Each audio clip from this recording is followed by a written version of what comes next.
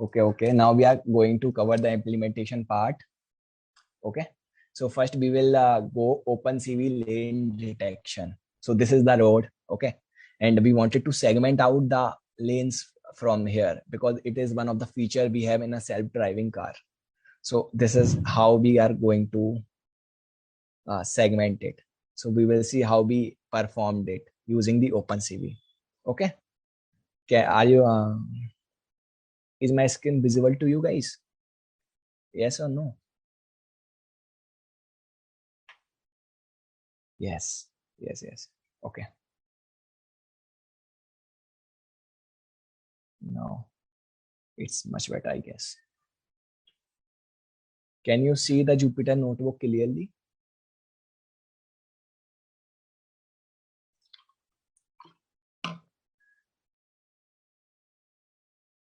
Yes. Okay. So yes. Okay. So first we will import the libraries which we are going to use. We imported the OpenCV library. How we import it? This is the import function which help us to do this task. So import CV2. Basically, this you have to specify CV2 in order to import OpenCV. Okay. I imported the NumPy also uh, as NP, and I have imported the matplotlib also. Okay, for plotting the for showing this image. Although I can use the OpenCV functions IMSO also, but in OpenCV, if you use the IMSO function, you will get a different window. A different window will pop up. Whereas if you use the matplotlib, it will be in your Jupyter notebook, so you will not get any other window. So that's why I use. You can use the IMSO of the uh, OpenCV as well. So first I specified the path uh, of the image which I am looking for, in which I will going to segment out the lanes. Okay, so this is the path, and this is the cv2.imread and I specified the path. This is how I read the image. Okay.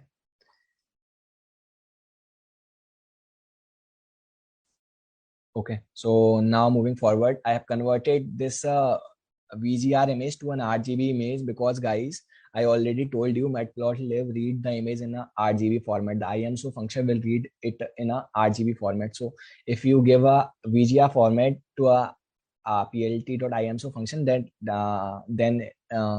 it will give you some different image conditions. So first I convert it to an RGB format. So this is the image in which we are working.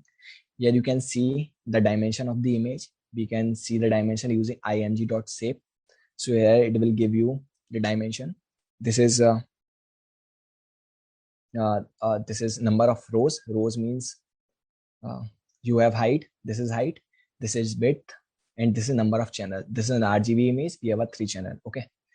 Now this is very big image. I want to resize it because I don't because I wanted to have some efficiency in terms of time complexity. So I resize it into a 400 into a 400. So this is how our image look like after we resize it into a 400 into 400. Okay. Now you wanted to segment these lanes in a road. So what you can use, I already talked about it, the segmentation method. So what you will use, thresholding. You will apply a thresholding in order to segment the pixels in your image. So for the thresholding part, you need to convert the image into a grayscale. So this is I have converted the same image using CVT color method to. Okay, we can see we have a doubt. Will you share this code? So, okay, yes, we will share it. Don't worry about it. Okay. Focus on the implementation part. Okay. So, CVT color, and this is how we converted this image into a grayscale. So this is the grayscale image looks like. PPT as well, sir. Okay, guys, please focus on the implementation part. We will share everything. It's open source. open source toward machine learning. Okay. Functions to load the image. So I have incorporated all these things in a single function so that it will be a handy for us. So I define a function load image in which I read the image, I resize it, and I convert into a RGB format. And apart from this, I use a Gaussian blurring here because I already mentioned you that resizing increase a Gaussian.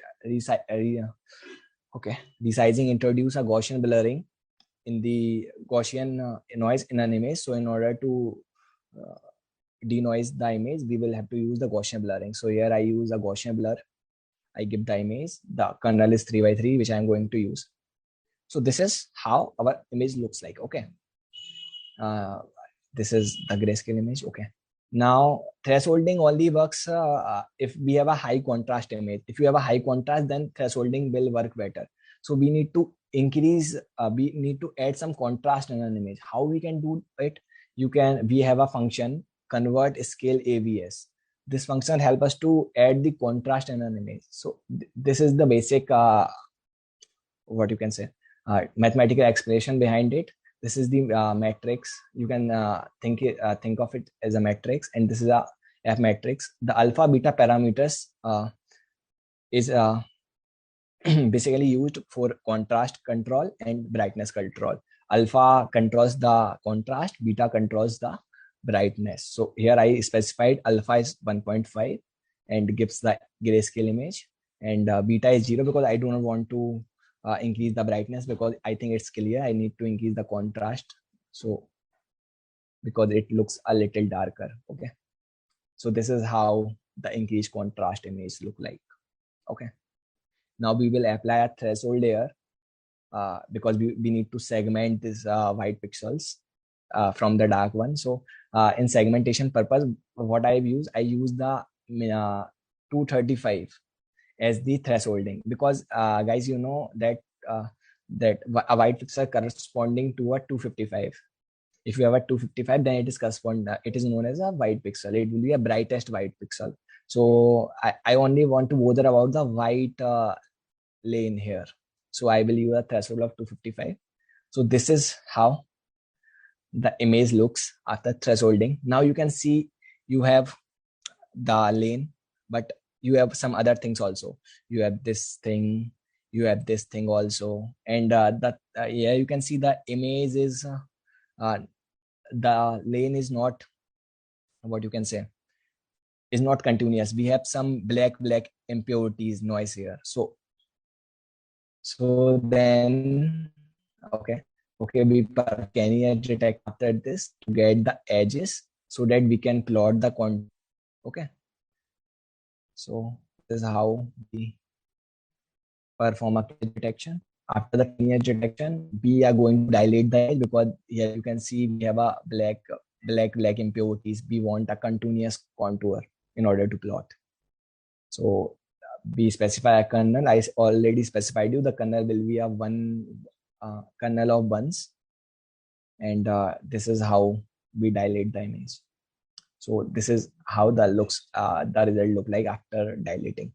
Okay, now we find a contour. So the thing here is, here you can see we get, okay, we will see after applying a fine contour, we will get a list which have all the contours in the image. So what can be a possible contours? This can be one of the possible contours. Okay, and this can be a 1, this can be a second, this can be a third, fourth, fifth, sixth, seventh, and this can be a 1 contour as well. This can be a 1 contour as well. This can be a 1 contour as well.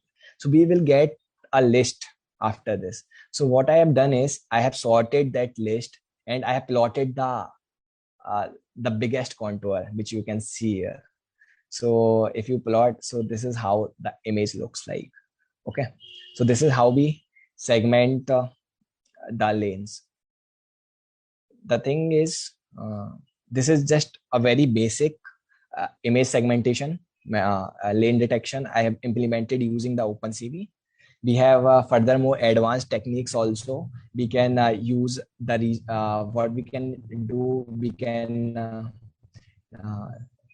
crop the region from the image. Okay, so you get the desired region of the interest, and then you will apply all these filter there. Okay, and we will have another method also, Hug transform, so that will help us in many things. We do not have to find the contours and sorting all those things. It will do it for ourselves. Okay, now moving back to some advanced lane detection. So in advanced lane detection, what we can use, we can use a CNN classifier so that we can increase our accuracy. So basically in industry level, we use the CNN classifiers and other things. So this is just for the practice, all the things which I have said, because I have covered all the functions which I have taught you. Okay, let's look some of the more optimization. We can do a little optimization here. So this is the complete function. I have converted into a simple function, and these are all the operations we have. So let's see, this is an image. This is how we segment the lanes. Now we have another image, and this is how we segment it. But you can see we have a lot of noise here. This is not at all good. If you are using an self-driving car, it will get crashed. Okay, so we need to further improve it. Okay, so for the improvement purpose, what I have done is I have just changed the kernel either. In my previous case, I am using the kernel which is of ones matrix, but here I am using this kernel. So this kernel will help us to focus more on the what you can say edge thing, because I told you about the working of the deletion. So, and help us to get the longest contour. Okay, and apart from this, I also use a Sobel filter here before a Kenny edge detection.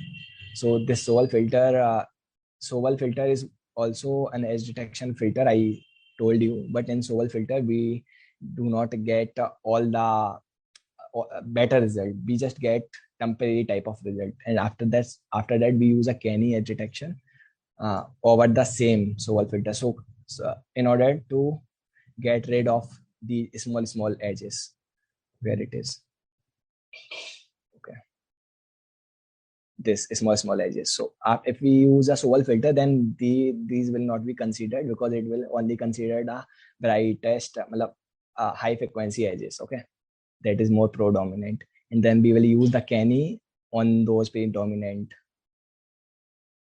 edges. So this is the result after doing some two optimization in a simple function. And this is our previous case, and this is how it goes. So that is all about the lane detection, guys. The second thing also have so many of the downfalls if you are going to use if you are going to take furthermore different examples.